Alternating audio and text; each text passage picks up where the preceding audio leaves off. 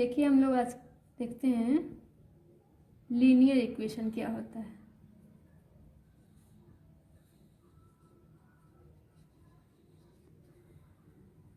Linear equation यानी कि रेखीय समीकरण।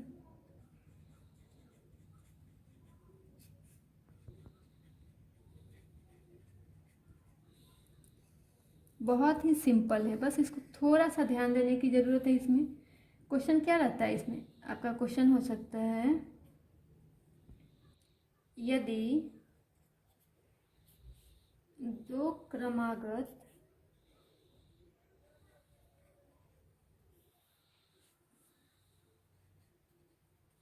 संख्याओं का योगफल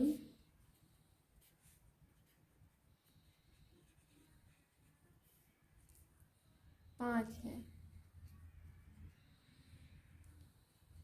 तो उस संख्याओं को ज्ञात कीजिए।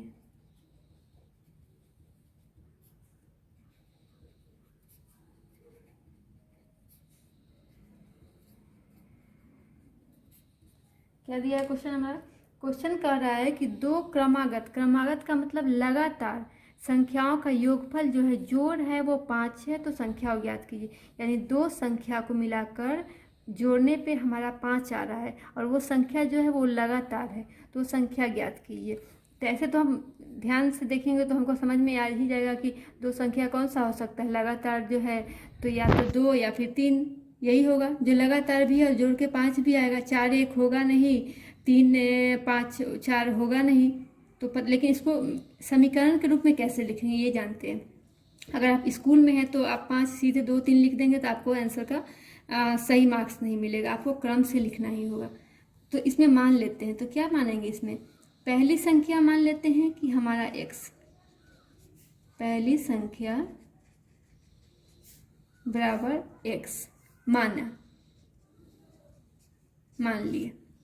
पहली संख्या हम x मान लिए, तो दूसरी संख्या क्या होगा? x में 1 जुड़ेगा, संख्या कुछ भी हो, 1 2 3 4 5 कुछ भी होगा, उसमें 1 जोड़ेंगे तभी तो वो लगातार बनेगा। तो दूसरी संख्या क्या हो जाएगा?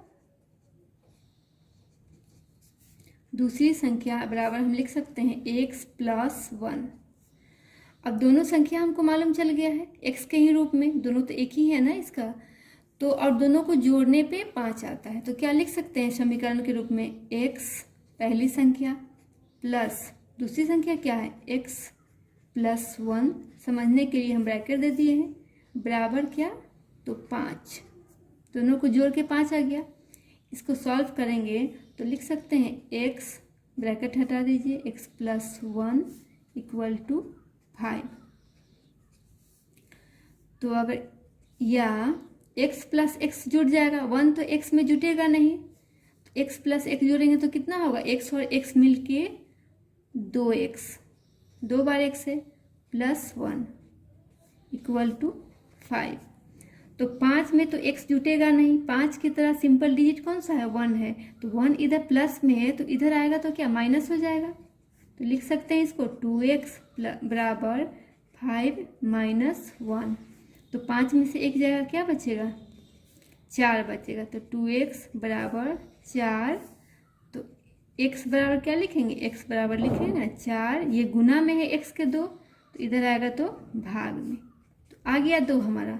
तो x जब हमको 2 आ गया तो दूसरी यानी कि क्या है? x पहली संख्या माने थे, बराबर पहली संख्या, तो पहली संख्या बराबर x बराबर 2। तो दूसरी संख्या क्या होगा? दूसरी संख्या बराबर x + 1 बराबर 2 जोड़ 1, तो क्या हो गया? 3। तो आ गया संख्या 2 और 3, ये हमारा संख्या आ गया। दूसरा देखिए क्वेश्चन, अगर दिया हो दूसरा क्वेश्चन, दो क्रमागत सम संख्याओं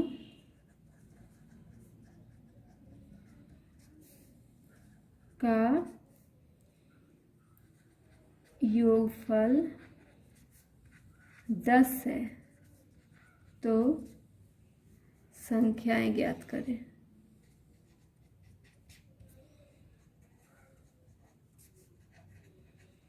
क्वेश्चन तो सेम लग रहा है देखने में, लेकिन यहाँ पे क्या है, यहाँ सीधा दिया है दो क्रमागत संख्याओं का योगफल 5 है और यहाँ दिया है दो क्रमागत सम संख्याओं का योगफल 10 है।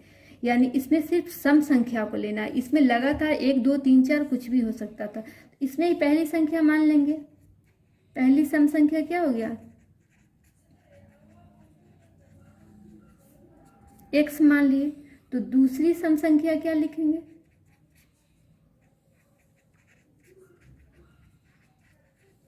दूसरी सम संख्या अगर हम मानते हैं पहली सम संख्या हमारा 2 आया, तो अगर x प्लस 1 करते हैं तो 3 हो जाएगा। तो दूसरी सम संख्या 3 तो नहीं है, तो x प्लस अगर 2 करते हैं तो हमारा सम संख्या ही आएगा। किसी सम संख्या में अगर 2 जोड़ेंगे तो हमारा सम संख्या ही आएगा।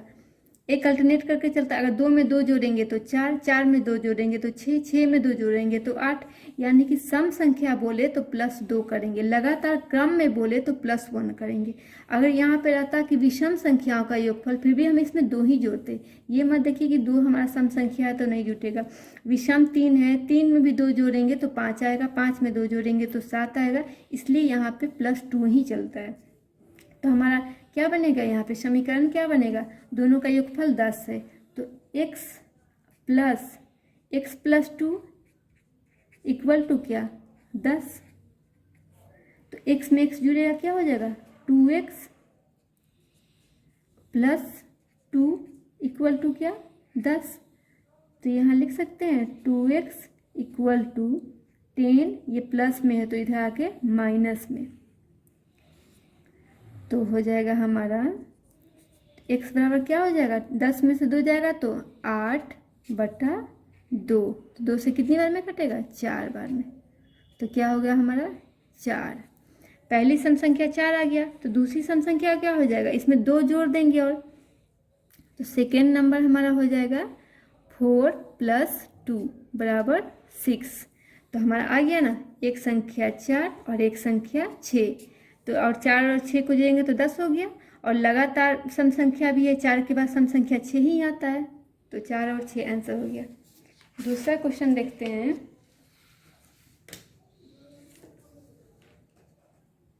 अगर दिया हो राकेश, निशा और रानी के पास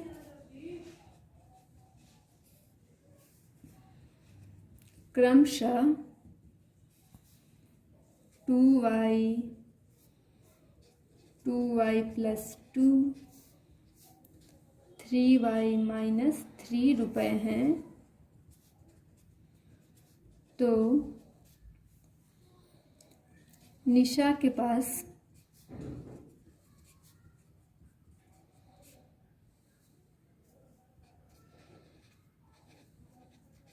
कितने रुपए हैं।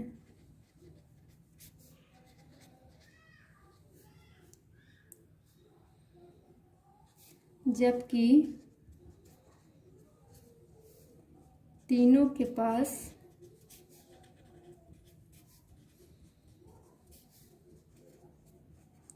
कुल मिलाकर 34 रुपए हैं। ये जो हम लिखे हैं, जबकि तीनों के पास कुल मिलाकर 34 रुपए हैं, तीनों नीचे लिखे हैं। कभी कभी एग्जाम में होता है कि हम ऊपर क्वेश्चन, आधा क्वेश्चन पढ़ लिए और समझ गए कि क्वेश्चन अधूरा है या फिर क्वेश्चन गलत है या फिर नहीं बन रहा है, इसलिए पूरे क्वेश्चन को ध्यान से पढ़िए। कोई भी क्वेश्चन में पूरे लाइन बाय लाइन में कुछ ना कुछ क्लू जरूर रहता है। तो क्या क्या बनाएंगे इसका क्वेश्चन, तीनों को मिला के 34 रुपया और तीनों का हमारा दिया ही है, तो क्या इक्वेशन सीधा लिख लेंगे, 2y + 2y + 2 + 3y - 3 equal to कितना 34। अब सॉल्व कीजिए, ब्रैकेट हटा देते हैं, 2y + 2y + 2 + 3y - 3 बराबर कितना 34। अब इसको लिखिए, y वाले को y के साथ जोड़ेंगे तो 2y 2y 3y, तो 2 2 4 और 3 7y। यहाँ कितना है 2 + 2 और यहाँ -3, इधर ले जाएंगे बराबर की इधर, तो बराबर 34, -3 इधर क्या चीज में आएगा, प्लस में आ जाएगा, +3, और ये +2 इधर -2 में आ जाएगा। इसको लिखिए 7y बराबर 34 में 3 जोड़ेंगे कितना होगा हमारा 37, 37 - 2, तो 7y = 37 में से 2 गया 35, या y बराबर 35/7, 7 से कितनी बार में कटेगा 5 बार में कट जाएगा, बराबर 5। तो आ गया हमारा y = 5। हमसे क्या पूछ रहा है, निशा के पास कितने रुपए है। निशा, राकेश, निशा बीच में है, यानी कि निशा का ये है 2y + 2, तो हमको निकालना है निशा बराबर 2y + 2। y का वैल्यू कितना आया 5, तो लिखेंगे 2 × 5 + 2। तो हम बोर्ड मास रूल से जानते हैं कि पहले गुना होता है फिर जुड़ता है, तो 5 दूनी 10 + 2 बराबर 12 रुपये। ये हमारा निशा के पास आ गया। तो हमसे सिर्फ निशा का पूछा है, तो आपका आंसर ये होगा निशा के पास। ऐसी जानकारी के लिए यहाँ पे निकाल लेते हैं। राकेश के पास कितना 2y, हमारा y का वैल्यू कितना है, राकेश 2y बराबर 2 × 5 बराबर कितना 10 रुपये। निशा का मतलब मालूम ही है 12 रुपया। और रानी बराबर कितना है 3y - 3 बराबर 3 × 5, ये डॉट गुना का साइन है, -3, तो 5 तिहाई 15 - 3 क्या हुआ 12। अब तीनों को जोड़ के देखिए कि हमारा 34 रुपया आ रहा है कि नहीं, तो 10 रुपये प्लस इसका भी आया है 12 रुपये प्लस 12 रुपये, कितना हुआ 12 12 24 और 10 34। सही है, इसे आप चेक कर सकते हैं कि आपका आंसर सही है या नहीं।